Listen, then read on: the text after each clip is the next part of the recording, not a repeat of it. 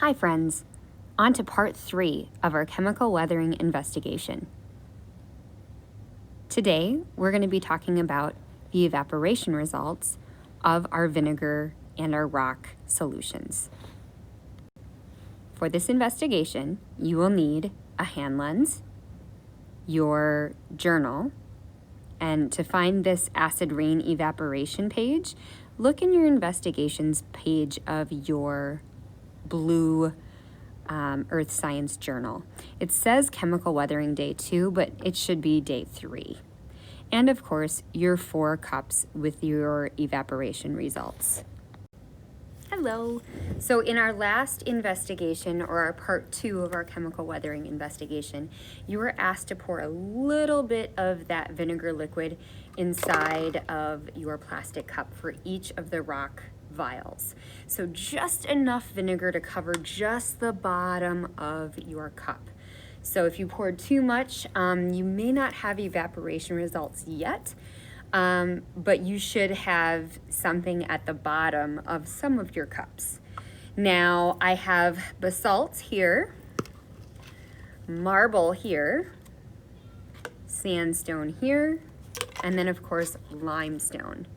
So very carefully, with your hand lens, and we talked about how scientists are very descriptive and very detailed with their observations. With your hand lens, looks like this, you're going to very carefully observe what you see at the bottom of each cup. Now, I'm observing my limestone, and I want to draw in each of these bubbles, I want to draw what I see at the bottom of each cup. Spoiler alert, vinegar, we didn't do a cup with solely vinegar in it. There will be nothing at the bottom of a just evaporated vinegar. There won't be anything. There might be like a small amount of crystals, but barely anything. So that would have been our control. But for the purpose of this experiment, we didn't have a control. We were just looking at those 4 rock solutions.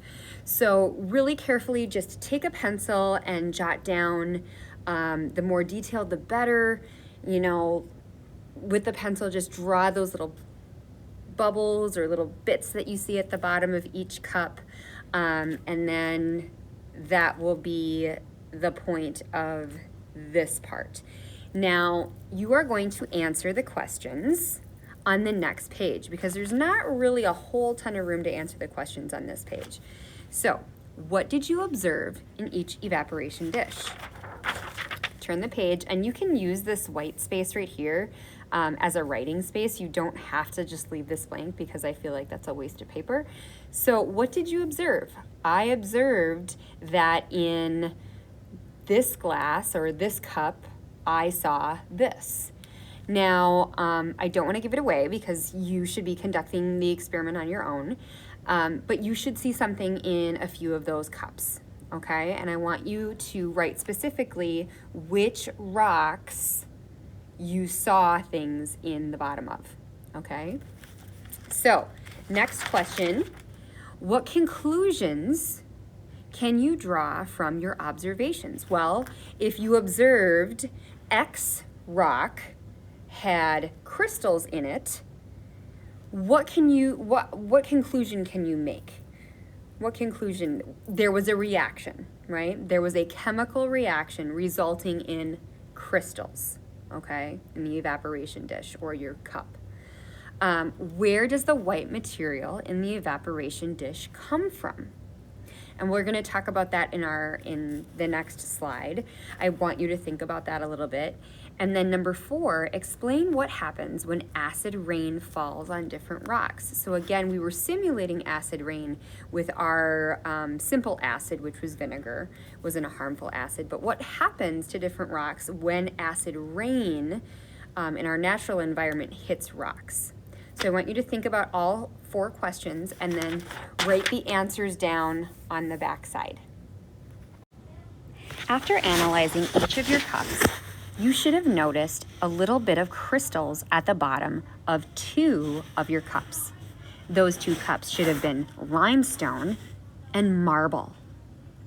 When rocks are exposed at Earth's surface, They come in contact with water and air and living organisms. Chemicals from organisms and in the water and air, like acids, can change rocks.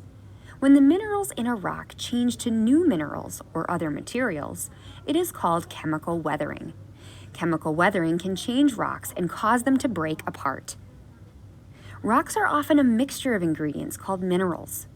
One of the ingredients in both limestone and marble is a mineral called calcite. Calcite reacts with acid, causing some of the rock material to change into a new material. Any rock that includes calcite as a mineral ingredient will be affected by acid rain.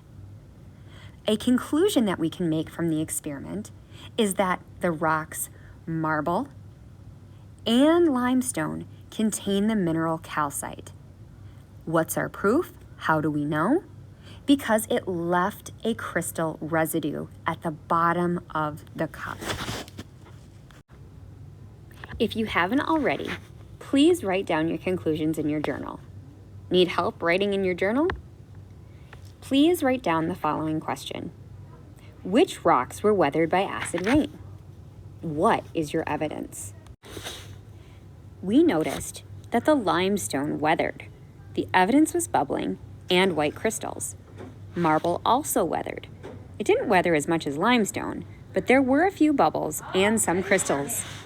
Basalt and sandstone were unaffected by the acid rain test. There were no bubbles nor crystals observed. Now on to the cleanup. Friends, please save your plastic cups. We might need them for further experiments. Also, in order to save your cup, you're just going to run your cup under warm water gently, and then just rinse those crystals away, and then set them aside to dry. Please do not throw them in the garbage. Thank you.